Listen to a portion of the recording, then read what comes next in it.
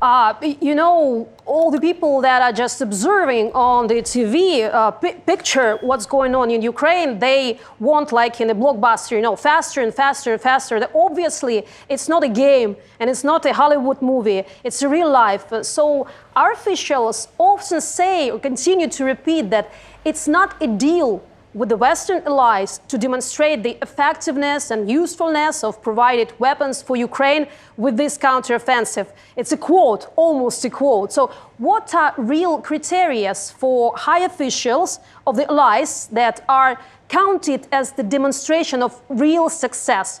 Like 1, 2, 3. Well, I don't know that. That's what conversations between the presidents of the countries, between the ministers of the countries, between the generals. These are the kind of things they talk about. And this Ramstein contact group meets every month where all the nations talk with Ukrainian participation about what's going on, what's needed. So that information obviously is not public information, and it should not be public information. So I think that, you're right, this is not a game. This is not a demonstration so that we can sell more equipment and ammunition. This is a struggle to protect liberal democratic society, for security and stability in Europe. Today, on the anniversary of Ukrainian independence, we all are reminded how sweet independence is, but how hard it is to get it and to keep it. And so I think Ukraine is reminding all of us of that.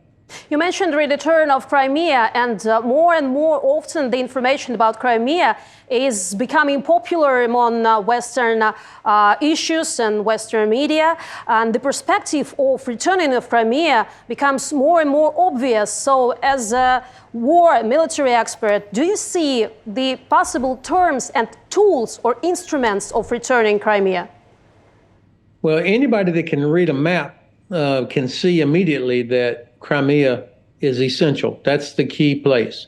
And the Ukrainian General Staff, I think, will do this in a way that is most effective, that does it with the least loss of life. And it will be a combination of things. It won't be one thing. It'll be a combination of air, land, sea, cyber, special forces, partisans. It will take time, obviously, but I think it begins with isolation, cutting all the roads leading in and out of Crimea and using long-range weapons to make it impossible for the Black Sea Fleet or the Russian Air Force to stay there. So I think that's how I would do it, but I would trust the General Staff to have the best approach.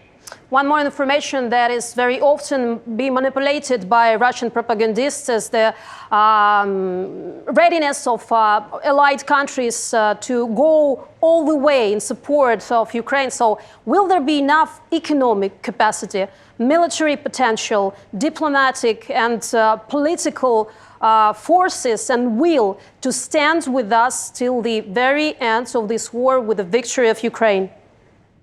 Yeah, I absolutely believe it. President Biden has the biggest task to keep everybody moving forward on this.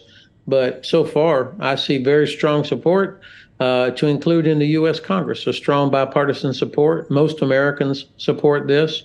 It won't last forever, but that's the job of the president, is to help keep that going together. Looking at the other side, sometimes we hear even the Western media about the state of health of Putin, about state of understanding the situation by Putin, that he is kind of pushed to the corner and all of this stuff. But at the end of the day, we see he's in good health.